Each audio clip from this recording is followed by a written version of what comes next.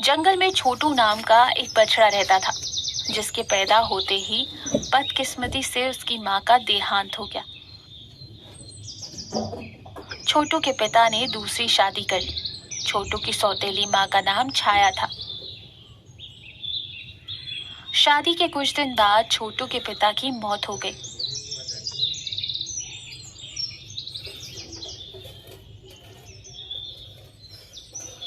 और उसे हमेशा कोसा करती, उसे खाने को भी नहीं देती थी। छोटू बहुत उदास रहता था। तेरे पैदा होते ही तेरी माँ मर गई और फिर तेरा पिता भी। तू बहुत बड़ा बदकिस्मत है। ऐसी जिंदगी जीने से तो अच्छा है कि तू कहीं कूद कर मर जा। ऐसे बच्चे होने से तो अच्छा है कि बच्चे ना हो तो ही बेहतर। माँ, ऐसी बातें मत करो।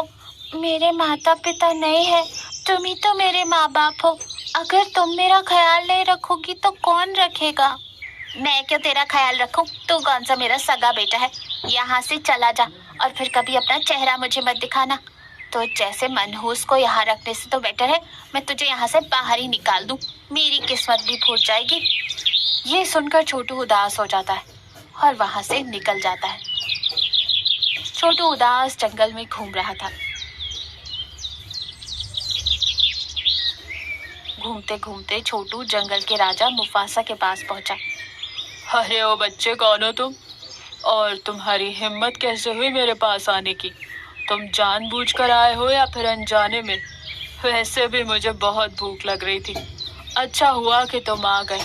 मुझे ज्यादा मेहनत नहीं करनी पड़ेगी। मैं यहाँ जानबूझकर आया हूँ। इस दुष्ट जमाने में जीने से अच्छा है कि मैं जंगल के राजा मुफासा के हाथों मारा जाऊं। मुझे अपनी जिंदगी से कोई मोह नहीं। तुझे मजाक सूझ रहा है क्या? वैसे तुझे हुआ क्या है? माँ बाप तो डांटते रहते हैं। इसका मतलब ये नहीं कि तुम यहाँ आकर मेरे सामने मरने की बात करो। लगता है तुम्हें अकल नहीं है। अगर तुम मर गए तो सोचो तुम्हारे माँ बाप को कितनी तकलीफ होगी। मेरे माँ बाप मर गए। मेरी सौतेली माँ मुझे बहुत मारती है, खाने को भी नहीं देती। उसने मुझे घर से निकाल दिया। वैसे भी मैं किसी के लिए जीऊं या मरूं कोई फर्क नहीं पड़ता। अरे छोटू, इतनी सी उम्र में तू कितनी परेशानियां झेल रहा है। मैं तुम्हें कैसे मार सकता हूँ? आज से तुम मेरे पास रहो, मेरे सगे बेटे की तरह। उस दिन से छोटू मुफासा का बेटा बनकर खुशी खुशी रहने लगा। इस जंगल में माया नाम की एक भेड़िया भी रहती थी, जो शेर के पास छोटू को देखकर अपने मन में कहती है, अरे वाह बछड़ा, क्या बात है। इसका मांस खाने में तो बहुत मजा आएगा। कुछ भी करके मुझे इसका शिकार करना ही होगा। मुझे बड़ी होशियारी से मुफासा को बिना पता चले इसका शिकार करना है। ऐसे में एक दिन छोटू अकेला था। मुफासा उसके पास नहीं था। ये देख माया छोटू के पास जाकर कहता है, अरे छोटू, तू यहाँ क्या कर रहा है? यहाँ तो जंगल का राजा मुफासा रहता है। वो तुझे खा जाएगा। तेरा यहाँ रहना ठीक नहीं। चल मेरे साथ। तेरी माँ घर पर तेरा इंतजार कर रही है। उन्होंने ही मुझसे कहा कि मैं तुझे वापस लेकर आऊं। वो बड़ी बेसब्री से तेरा इंतजार कर रही है। ये सुनते ही छोटू एकदम से खुश हो गया। वो सोचता है कि शायद उसकी माँ सच में उसका इंतजार कर रही है और वो माया के साथ चल पड़ता है। कुछ दूर जाते ही वहाँ कुछ और भेड़िए आ जाते हैं। ये सब कौन है? मुझे बहुत डर लग रहा है। मुझे मेरी माँ के पास जाना है। छोड़ दो मुझे।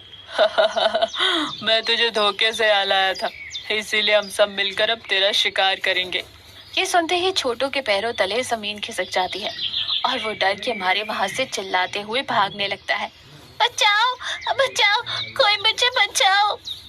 उधर से गुजर रहे मुफासा को उसकी आवाज सुनाई दे जाती है। वो दहाड़ मारते हुए वहाँ आता है।